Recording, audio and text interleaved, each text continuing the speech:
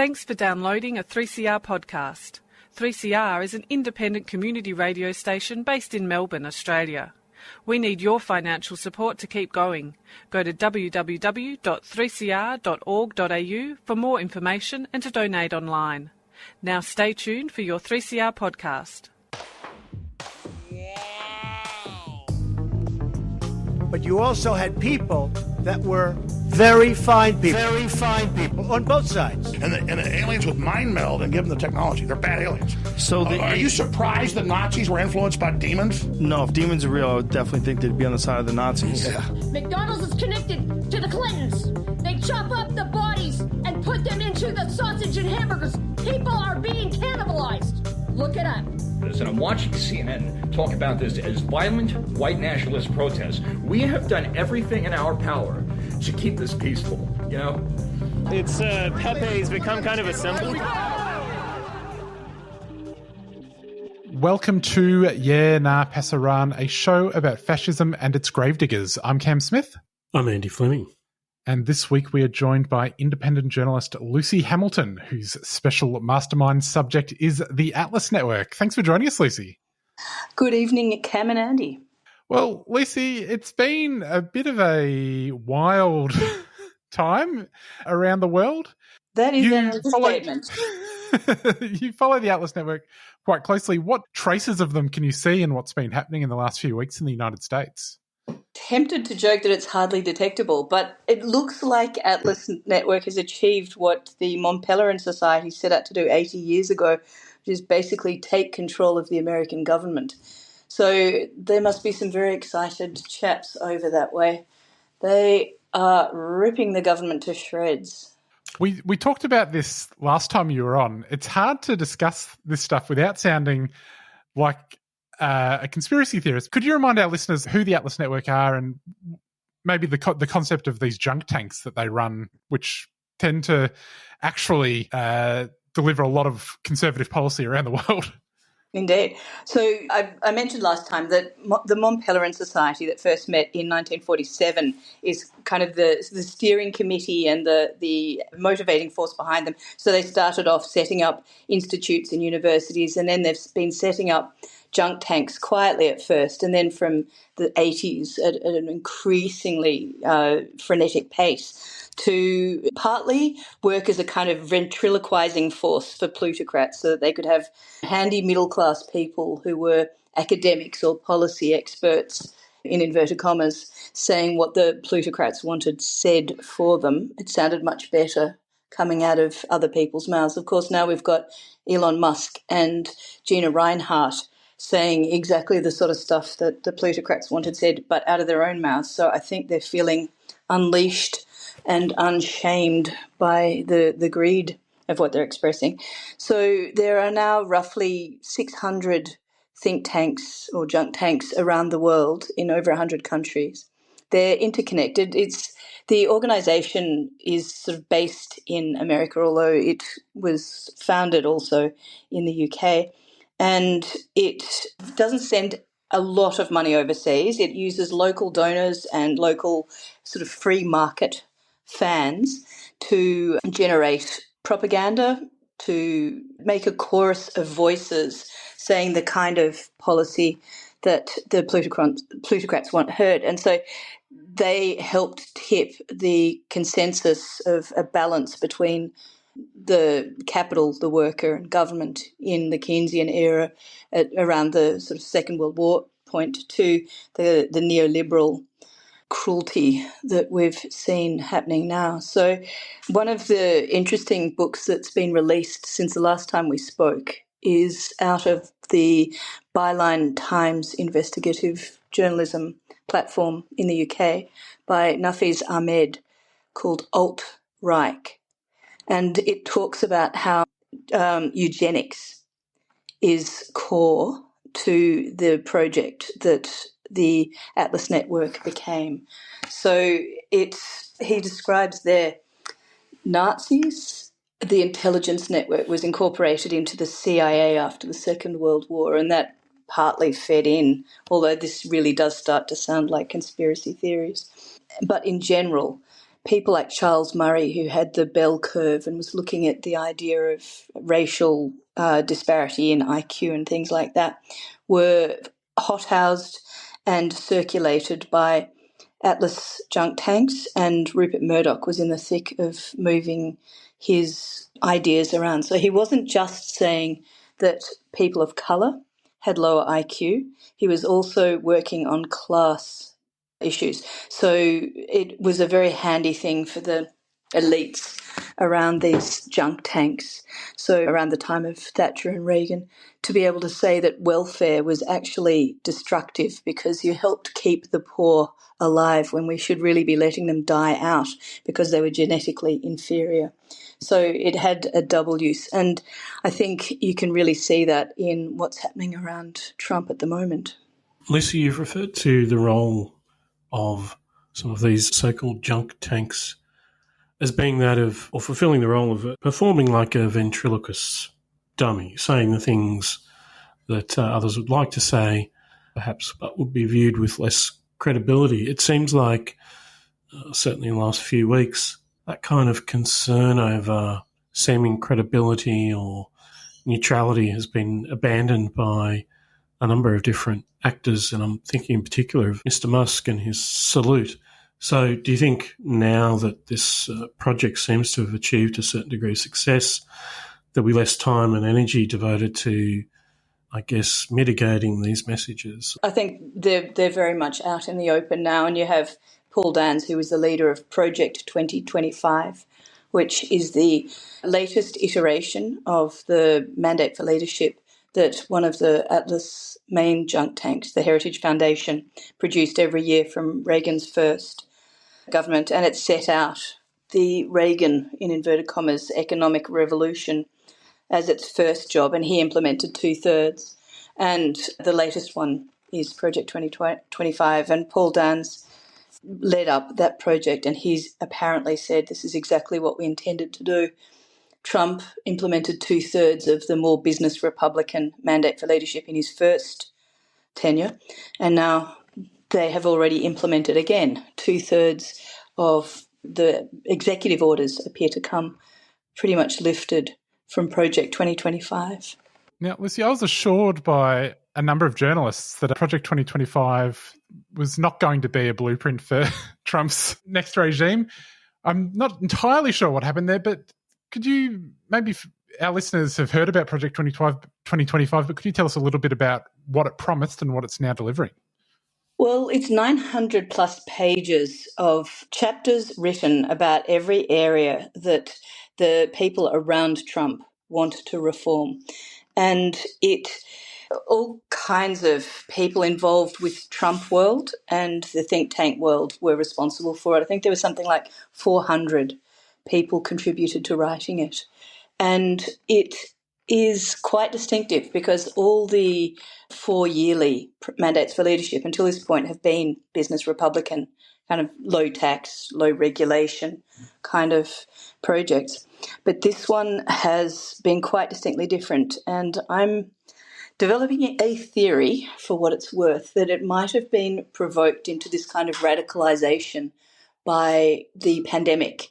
There seems to have been a real flurry of Atlas network spending on fighting pandemic health measures, and you can understand why lockdowns really did their heads in if they want total business freedom. But they're also spending quite a lot of money out of their donors' trust, sort of black money or dark money fund, on fighting masks and things like that too. And there seems to be a really substantial kind of hysteria over socialism. They felt visible in various governments' responses to it. And so I'm speculating that the appointing of a rad-trad Catholic Christian nationalist to the head of the Heritage Foundation in 2021, instead of one of their usual kind of libertarian models, might have been a response to this kind of hysteria at the pandemic response. And so since then, they've been drafting up this book, which is fighting, as Musk said, the socialist takeover of America. And it's adding basically Steve Bannon's idea about dismantling the administrative state to a whole lot of really ghastly reactionary social policies, trying to stop women having any control over their own bodies, gradually working towards the elimination of queer people. A lot of racism underlying it. There's been some terrible steps already taken with regard to refugees and the deportation of people of colour, potentially picking up First Nations people in America. So there's potentially concentration camps. Private prison operators were providing large donations to Trump. I know the Democrats haven't been terrific on that front, but the scope of the new possibilities was clearly getting the private prison sector very excited. So there's a whole lot of really ugly stuff being dismantled at the moment. So there's some speculation that Musk wants to dismantle USAID because it claims responsibility for helping end apartheid, which he and his father are apparently so deeply fond of, amongst his usual hatred of any government agency.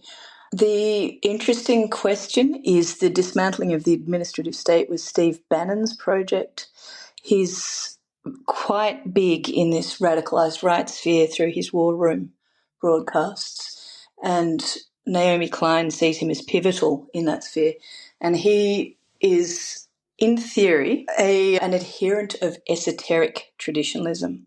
So people who've been following the tech fash world might have heard of Julius Evola, who is the person who's funneled this sort of bizarre idea that we live in a world of 4 cycles, and that we're currently in the age of slaves, and that everything has to be destroyed to return to the best age, which is the age of priests. So democracy is a sign, or democratic projects, for what that's worth, is a sign of being the worst of times, letting slaves have power.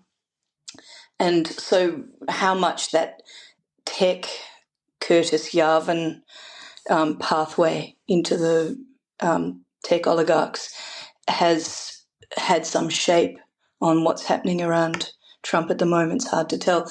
Musk himself isn't known to be a fan of Curtis Yarvin, but a lot of the others in that tech sphere are. So it's possible that kind of accelerationist break the world idea and replace it with a monarchy, which a lot of the tech bros are apparently keen on, is a possible path in the destruction that they're carrying out at the moment. I noticed that Steve Bannon and Elon Musk don't see eye to eye on everything. I know that Steve Bannon was less than impressed with Elon's embrace of importing foreign labour for the tech industry. Well, it'll be interesting to see how that one pans out, because I mentioned last time that we spoke that NatCon is kind of the faux intellectual dissemination of the ideas around Project 2025, I think. It's kind of religio-ethno-nationalism, where it brings together Christian nationalists, Jewish Israeli nationalists, and it has been pulling in Hindutva nationalists. And whether this fight against the bringing in of eminently superior Indian engineers that caused the struggle between Musk and the MAGA crowds, whether that will push the Hindutva side of this coalition to the edge for the moment, and whether it will stay focused on making Israel ethnic cleansed, remains something to watch. It's all in development. That side of things, I think, seems to have settled down a little. So we'll see if Modi's representatives are still turning up to the conferences. Lucy, Project 2025 and related policies and programs seem to be, among other things, intent upon robbing the poor to feed the rich, and yet the sales pitch has a lot to do with something called freedom. Freedom is often invoked in this context, freedom from government tyranny and social tyranny and so on. Are you able to speak to how that notion is deployed in these circumstances? I think there is some idea amongst the sort of libertarian fanboys that the world can function like the Wild West, and it can be a small community of people, and if you get sick, you can go and ask a neighbour who grows the right herb or something. There is no way that you can run a society of the numbers and complexity that we're doing now with the kind of ideas that these people seem to spruik. So either they're completely stupid, and that's not impossible because Heritage, for example, is promoting this Trump government spending billions of taxpayer money on stockpiling nuclear weapons.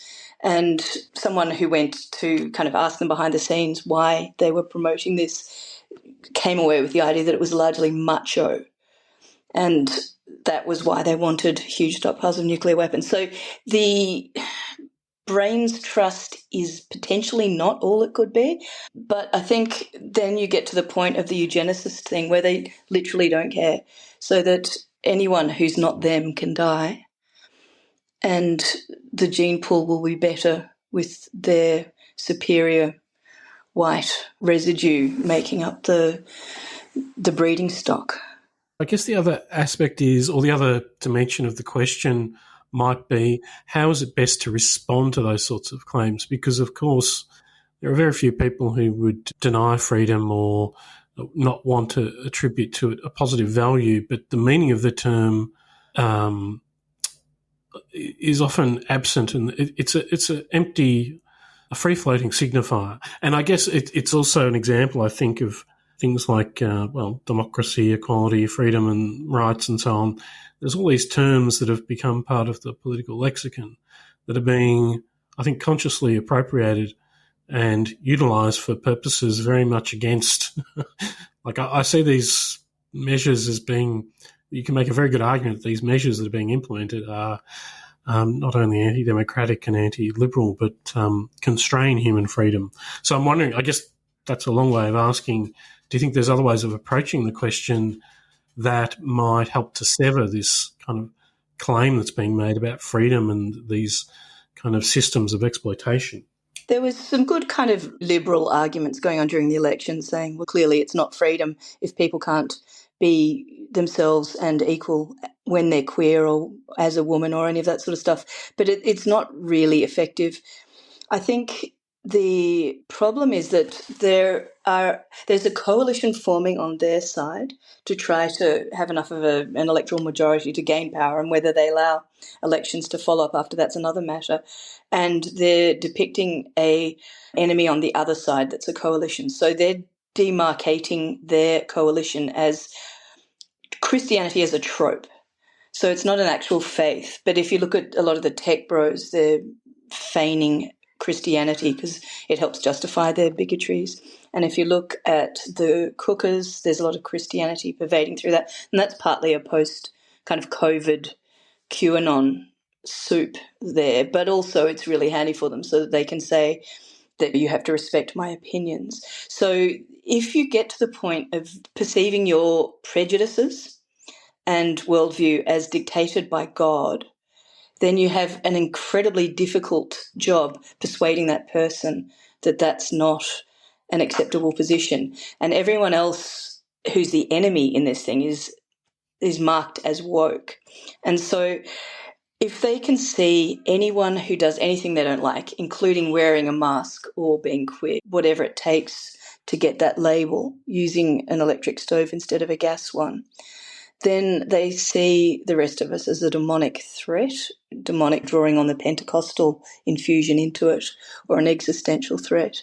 And it's really complex in that position to frame an argument that will function against them, because if God's told you that you're correct and that white people are better and that queer people don't deserve to live, then you're not really open to reason. So I'm really quite flummoxed as to how we tackle this kind of religious worldview, as little as it has to do with religion. Now, Lucy, things like Project 2025 are disturbing, but they are American problems for Americans. Nothing like that could ever happen here. So as Australians, we can safely be smug about them. I hope. I'm hoping you're not going to tell me that there's similar projects in the works in Australia. Look, I didn't like the sound of that. Here we go. we are all hoping that efforts to debunk it here with a more relaxed and less religiously motivated Australian population might keep it from becoming as heated and as divided, catastrophically divided as America is. We have new junk tanks popping up all the time, and whether or not they're actually Atlas or just copying is tricky. So there was Australians for Prosperity that popped up a few weeks back, and in fact I think it was first noticed around the Queensland election, and that appears to be Liberal Party apparatchiks and coal money, but it's named itself after Charles Koch's biggest AstroTurf, fake grassroots body that has done monumental damage to American politics over 20 years and was the main force, aside from Rupert Murdoch, that made the Tea Party movement, driven largely by racism, a threat, which then merged into MAGA. So choosing Australians for Prosperity is a bit unnerving. We've also just had the announcement that Alan Jones's Jamie Packer-funded ADH-TV is becoming Newsmax, which is one of Trump's fawning fake news. It's a confusing and useless term now, but you know what I mean. Entities that basically churns out that kind of propaganda disguised as news. So it's the fact that Sky now gets funneled free to air to the country is disturbing. We don't need any higher production values, which might happen with Alan Jones's project if Newsmax becomes a central figure. There's a lot of people identifying Australian politics with American. So the Make Australia Great Again. And one of the stupidest of them is Gina Rinehart. If anyone saw her National Mining Day program, which was filled with references to American politics. So she had, instead of Republicans in name only, which is what the extremists call the old centre-right, she was talking about Liberals in name only, so rhinos, linos. And I think she's particularly excited because the whole project is funded by fossil fuel there and here, but it's also Trump, as everyone has probably noted by now, is saying drill, baby, drill, or as Gina says, dig, baby, dig. So there's a lot of pressure coming from the money and from the kind of internet self-radicalising to some extent, potentially strategic radicalising of them by some actors. And then we have to watch how much that comes into the sort of middle sphere of the kind of people who might pay attention to what junk tanks are saying or their messages being funneled on television programs or into news sites, however much that old media system still functions. That may be the media, but in the political sphere, do we find traces of Trumpism, and how is that developing, Lucy? Well, it looks an awful lot like Dutton has been inspired by what he might be thinking of as Trump's success. One of Australia's senior energy policy figures apparently said that Tony Abbott was placed on the Fox board to pass instructions to the Liberal Party and Murdoch Australia as to how things were to be run. So whether Dutton is receiving orders from America remains to be seen. He has instituted the ridiculous government efficiency program using Jacinta Price, who's a second-generation Atlas affiliate. So whether there's any serious intent to follow that kind of goal with Trump's thing, Dutton has said that he will cut spending and won't tell us how he's going to do it until afterwards. So that's unnerving. Well, lots of surprises in store. And the good thing is we have such a strong Labor Party to see. Yes. I keep seeing people complaining about the uselessness of Labor Party and Democrats around the world in not striking at the real problems and fiddling around with culture war, or people refer to it as identity topics, instead of making the real changes that we need. And I think what we need to look at is that the criticism is accurate, but we need to look at it as a symptom rather than a cause, and so that our Labor parties and the Democrats are trapped by partly the system that demands they have money, but partly also the neoliberal truthiness that if they start challenging it, they will get absolutely trashed by all the money and the voices that have microphones as socialists and an existential threat to society. So we need to work out how we free them to make the reforms that would make them popular instead of making us cynical. All right, we won't be cynical then. Well, Lucy, we'll leave it there. Thanks so much for coming on. If people want to find you online, you are on Blue Sky at lucyham.bsky.social. Thanks for joining us. Thank you for having me. Well, Andy, that is our program. We will be back next week. We'll see you then.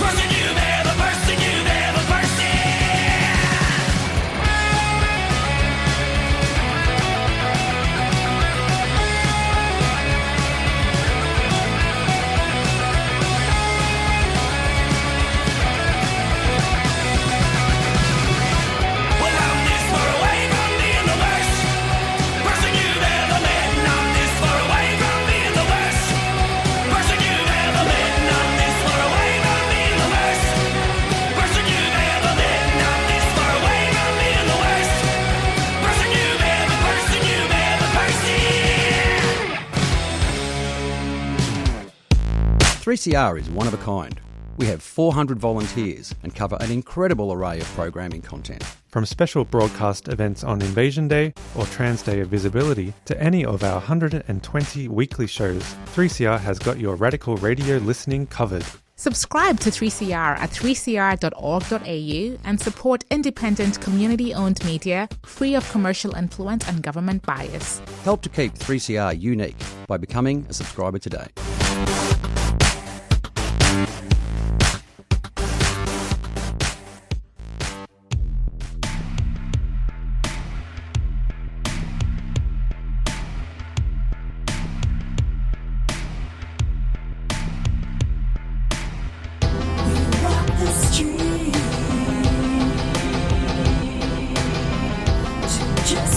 Join us for the launch of the Queer Histories, Queer Futures audio tour podcast.